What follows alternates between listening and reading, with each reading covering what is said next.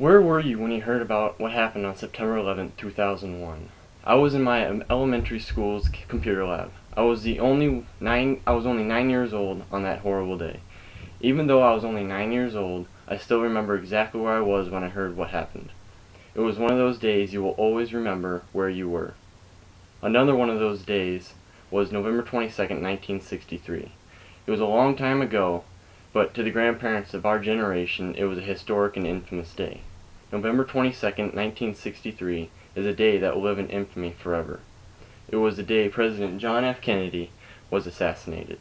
This assassination is an act of ultimate hatred and will never be forgotten. The assassin is brought to justice in some people's eyes. There are theories on whether or not one man alone or many attacked the president. Also, I will include information on why he was assassinated. The man who assassinated President Kennedy is said to be Lee Harvey Oswald.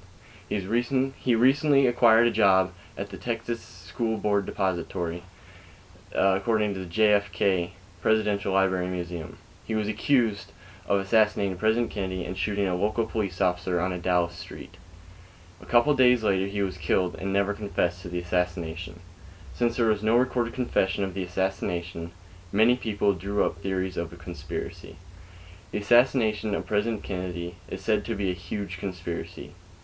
According to Time magazine, a 2003 ABC News poll found that 70% of Americans believe Kennedy's death was a result of a broader plot. Like this quote from Time magazine, the trajectory of the bullets, some say, didn't square with Oswald's perch on the 6th floor of the school book depository. The man that is said to be behind the assassination is Lee Harvey Oswald. Many people say that he could not have done it by himself. Many people today, however, do not believe that Harvey Oswald acted alone. Everything that happened does not add up in people's minds. Due to the lack of evidence, people resort to believing conspiracy theories instead of what was released by the Chief Justice. After investigations, Chief Justice Earl Warren found that Oswald acted alone, according to Time magazine. If the investigations are accurate, then he acted alone, but still some wonder why. There are a few explanations on why Kennedy was assassinated. John F. Kennedy was a progressive president, according to the JFK Lancer. He was trying to move the country forward into the future, creating a better tomorrow. He was trying to create peace. He signed the nuclear test ban July 26, 1963, according to the JFK Lancer.